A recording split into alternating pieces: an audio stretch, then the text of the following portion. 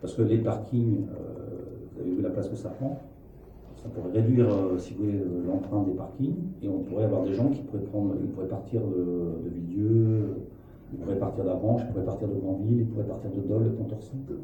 De Paris. Donc après, si vous voulez, on emprunte la même infrastructure.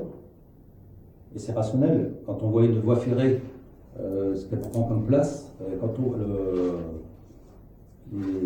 les documents qui sont fournis par la direction de l'équipement, une 4 voies, c'est 1 hectare tous les 100 mètres qu'il faut considérer. Donc 50 km, 500 hectares. Et si vous prenez une voie ferrée, c'est 10 fois moins. Donc une seule voie, c'est rationnel. Hein, et en plus, on peut faire de la mixité avec le long de la voie. On peut avoir une piste cyclable, il y a tout un tas de possibilités. Comment font les villes aujourd'hui? Regardez Caen, en train de se rééquiper en tramway. Je pense bien sur les ponts. Non mais ça, si vous voulez, je me souviens, parce que je connaissais bien Guy Fontenelle. Et on a demandé, le projet a été soumis aux ingénieurs, quand même, il y a quelques ingénieurs qui touchent un peu leur bille quand même, la SNCF. Au niveau des ouvrages d'art, il suffit de voir ceux qui ont construit la ligne sur Marseille, en termes d'ouvrages d'art. Donc quand les gens ils ont fait des études, ils ont dit il n'y a aucun souci. C'était parce qu'en fait derrière, il fallait bien trouver un argument pour permettre à Veolia de s'implanter, c'est ça. Nous, on a rencontré des élus, à l'époque, Pontorson et autres. C'était incroyable, les gens nous écoutaient, mais ils ne nous écoutaient pas. Donc on avait compris.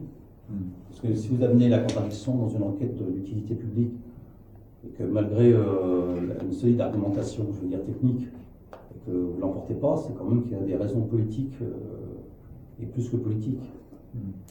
Vous souriez ensemble. Vous connaissez bien le dossier. Pontorson, la gare Pontorson, il y a toujours un guichet Pour l'instant, il y a. Mais je pense qu'il est voué à la fermeture après. Il me semble, je ne voudrais pas m'avancer, mais au 1er septembre. De toute façon, cette solution-là, elle est envisagée dans pratiquement toutes les gares TER de Normandie. C'est la politique actuelle. Si vous voulez, vous avez expliqué, y compris ce qu'ils ont fait, ils ont modifié les tarifs, les abonnements, pour qu'il y ait le moins possible de gens aller au guichet. C'est-à-dire qu'avant, il y avait l'abonnement la semaine. Donc là, ils sont passés de l'abonnement la semaine à l'abonnement mensuel, et ils passent à l'abonnement annuel. C'est-à-dire qu'avant, vous aviez des gens qui prenaient leur abonnement toutes les semaines, parce que le boss était en congé ou 15 jours. Alors ils ont repondu un truc, c'est des carnets de tickets, mais ça coûte très cher. Donc les gens sont obligés de prendre systématiquement le mensuel. Donc ils vont 4 fois ou 5 fois moins au guichet. Et là, tout est fait, parce que c'est quelqu'un qui nous a expliqué, elle a été démarchée, tout est fait pour que les gens prennent l'abonnement annuel. Comme ça, au lieu d'avoir 50 passages, avec 4 passages. Donc il faut... Oui, non, mais c'est... Tout est fait pour que les guichets ne fonctionnent pas. Alors moi, je pense qu'il faut revenir quand même précisément, parce que l'expérience de gens âgés qui m'ont expliqué, ils étaient obligés de venir une fois à Branche, prendre un billet, pour aller ensuite prendre le train à Villedieu. Ça fait quand même deux voyages. Et quand elle a rencontré la fille au guichet, elle lui a dit écoutez, moi je suis syndicat d'initiative, je fais surtout les gîtes, mais bon, les billets, je fais ce que je peux. Hein. Voilà, chacun son métier. Donc c'est quand même, ça veut dire qu'on est en train d'exclure une partie de la population, parce que là, il faut revenir sur la question de la fracture numérique. On est entre 30 et 40% de gens qui n'ont pas accès au réseau. Il y a aussi ceux qui ont accès et qui ne sont pas capables, si vous voulez, d'arriver à faire un billet. Hein. Il faut quand même. C'est pas parce que vous consultez Internet que vous savez. Sans compter, pour revenir sur les automates, on a un usager qui nous a amené la preuve que lui s'est fait placer un type de première classe. On lui disait que tout était réservé en seconde classe. Et donc il a été contraint d'acheter un billet de première classe. Et quand il est monté dans le train, il a compté, il y avait 80 places de deuxième place disponibles. Alors comment voulez-vous aller ensuite, quand vous vous êtes fait coller un type de première classe, comment vous pouvez aller vers la SNCF, dire voilà, on m'a vendu un titre de première classe, alors que... Donc vous voyez, il y a plein de choses comme ça, alors sans compter quand ça ne marche pas. Il faut savoir qu'à partir du 1er janvier, là, les gens qui n'auront pas de billets seront systématiquement considérés comme des fraudeurs.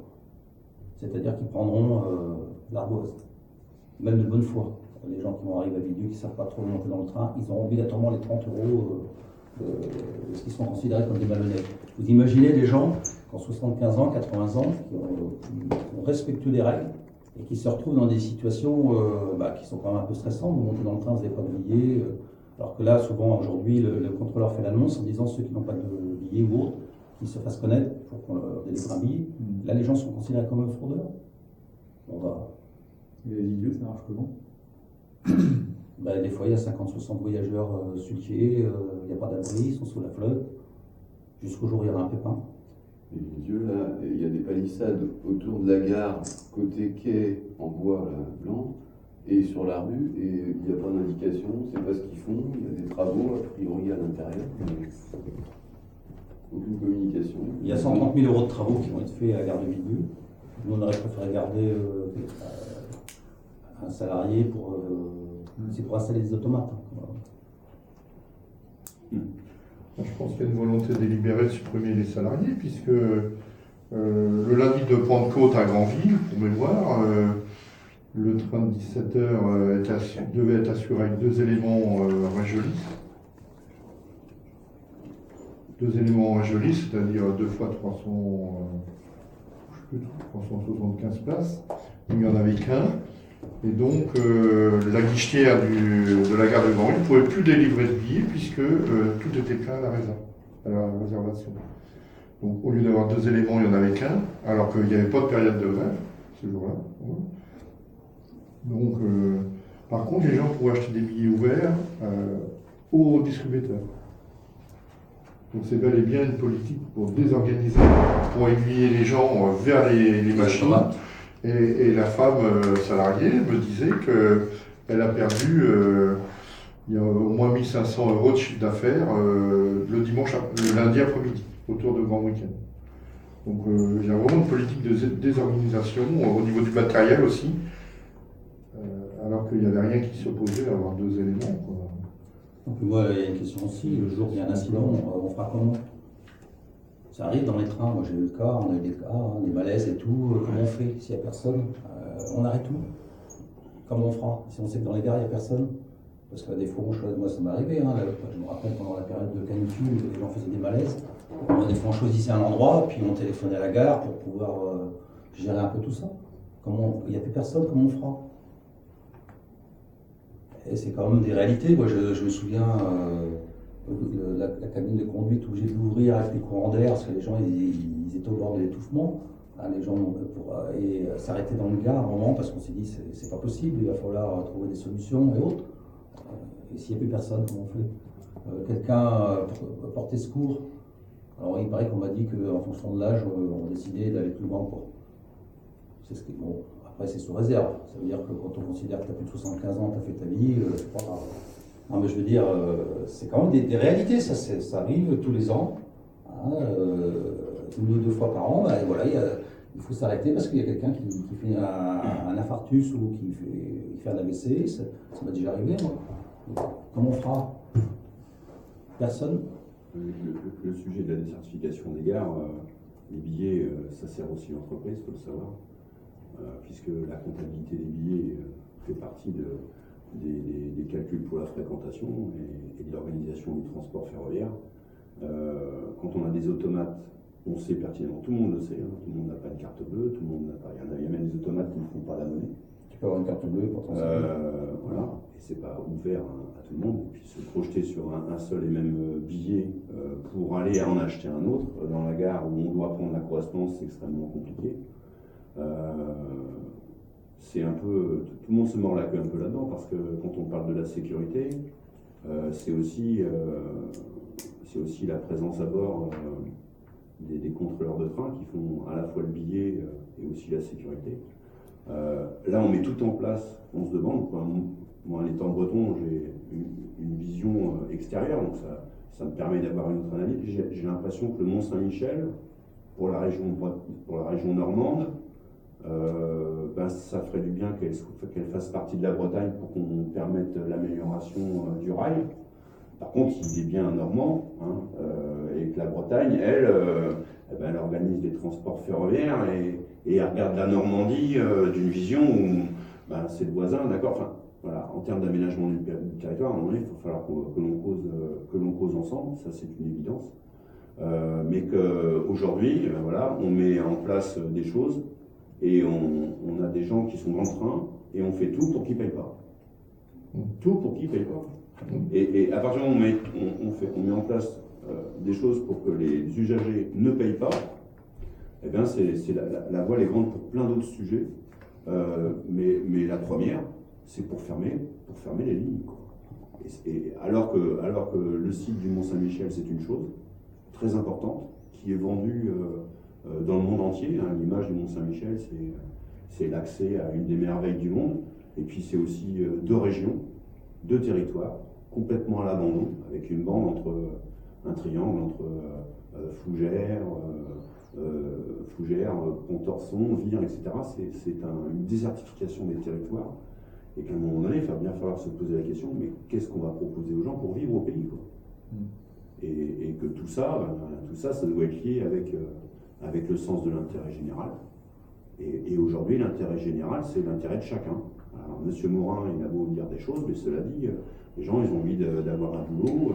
Donc, par rapport à tout ça, le déplacement, c'est quand même quelque chose de primordial. On parle de la mobilité, mais la mobilité aujourd'hui, quand on est retraité, la mobilité aujourd'hui, on est retraité, petite retraite, un salarié, petit salaire, comment il fait pour se rendre au travail?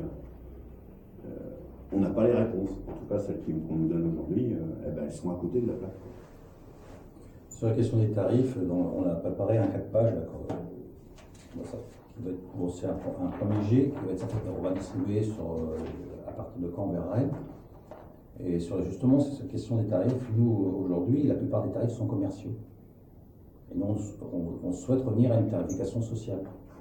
Par exemple, la carte famille nombreuse, pour nous, n'a plus raison d'exister. Ça veut dire quoi, famille nombreuse? Nous, c'est une carte famille. À partir du moment qu'on est 2 plus un enfant, il faut faire une carte famille pour encourager les gens à prendre le transport. Il ne faut pas attendre que les gens aient 4 enfants pour inciter. Vous voyez, ça n'a pas de sens. La carte senior, aujourd'hui, c'est pas une carte, c'est une carte commerciale. C'est pas une tarification sociale. Il faut revenir, le billet congé payé, il faut le porter par exemple à 50%. Donc c'est un certain nombre de mesures comme ça qu'il faut prendre, comme le passe tourisme qu'on propose. C'est un certain nombre de mesures. Pourquoi? Parce qu'il faut encourager les gens à reprendre le train. Pas parce qu'on est cheminot, qu'on est cheminot et autres, c'est parce qu'il y a des raisons objectives. Enfin, je crois qu'il suffit de regarder hier, on regarde la télé, partout c'est des catastrophes naturelles. Mais c'est pas le fait du hasard, c'est des catastrophes naturelles. C'est bien le résultat des réchauffements climatiques, et puis c'est pas fini. Les experts, tout le monde le dit. Donc, on va aller jusqu'à quel moment jusqu'à quel moment on va aller? C'est un peu comme les gens, on leur dit, écoutez, le médecin vous prévient, si vous continuez à faire comme ça, vous allez avoir un cancer. Bon, il continue. Nous, on est à peu près dans le même cas. Parce que quand on voit que les choix sont faits vers le tout routier, alors que toutes les conséquences, on est en train de les payer, avant que Morin arrive sur la région de Normandie, on a rencontré l'ancien président de région. Ils ont fait faire une étude sur Rouen. Ils l'ont jamais publiée à cause de la pollution. Il y a 3 fois plus de cancers que sur la moyenne nationale. Ça, c'est les réalités. Donc aujourd'hui, les solutions qu'on propose, elles sont à la fois rationnelles, économiques, respectueuses de l'environnement. Et c'est vers ces solutions-là qu'il faut aller. Aussi bien pour le transport de voyageurs que le transport de marchandises. Donc pour les tarifs, on a rencontré le maire de Flers, le maire du Mans. Il finance 85% des transports collectifs sont financés par la collectivité sous une forme ou une autre. C'est-à-dire que les gens, quand ils prennent le bus à Flers, ne payent que 15%. Au Mans, ils payent 17% quand ils prennent le tramway ou le bus. Toutes les collectivités aujourd'hui, pour encourager le transport collectif, financent. Le débat, il est là. C'est pour ça que nous, on considère que sur les trains TER, ça va passer loin, et sur les trains intercités comme Paris-Grandville, on devrait avoir un financement public, sous une forme ou une autre, pour encourager, si vous voulez, lieu de prendre, quand les gens regardent leur voiture, ils font un calcul, il faut que quand les gens soient à 3 ou 4, les trains sont encore plus avantageux. Et c'est aussi ça, parce que derrière, c'est la consommation des espaces, c'est les flux à Paris, vous pouvez pas faire tout. Donc il faut encourager. On en a même parlé l'autre jour, les transports d'enfants avec les colonies de vacances, les enfants partaient par le train. Donc c'est toutes ces mesures sociales qui doivent être prises Et puis quand on transporte des enfants par le train, ça devient des étudiants qui voyagent par le train, donc ça fait des citoyens qui utiliseront le train. C'est aussi comme ça, on dira. Et c'est des choix. Et aujourd'hui, on voit bien que, alors, notre région, M. Morin, il n'affiche pas ces choix-là, mais on est en contact avec certaines régions, notamment l'Occitanie. Ben, c'est tout le contraire. En Occitanie, 30% de plus de trains. Et par exemple, cet été, les bus et les trains sont à 1 euro sur les trains TER pour favoriser les déplacements des gens, pour se rendre de ville en ville et autres. Le train jaune est modernisé. Donc, ils ont rouvert des lignes comme Pau-Canfranc et la ligne. Il y a une ligne qui était rouverte Perpignan. C'était un copain à nous qui se battait là-dessus. Enfin, ils ont rouvert des lignes pour redévelopper les circulations, pour revenir sur Perpignan ou sur Toulouse. Donc, travail en étoile et de favoriser. Et donc, c'est une politique de progrès, matériel moderne, tarif et nombre de circulation. Donc, ce qui est possible, c'est des choix. La région d'Occitanie consacre 2 milliards d'investissements pour développer le train. Alors, c'est aussi, justement, aujourd'hui, il y a des possibilités. Quand on voit les gaspillages, ne serait-ce que moi je suis venu par Argentan, ils sont en train de faire une 4 voies qui ne sert à rien. Il n'y a personne. Non, mais. Et 4 millions d'euros du kilomètre. Ah, c'est cher. Et l'électrification, c'est 1 million d'euros. Quand on fera le bilan de toutes ces stratégies, on a eu l'occasion largement d'électrifier la ligne prévendue. Sans compter l'impact sur la santé, le Ouais. coût de la santé. Ouais. J'ai fait un mouvement. C'est monsieur. Donald.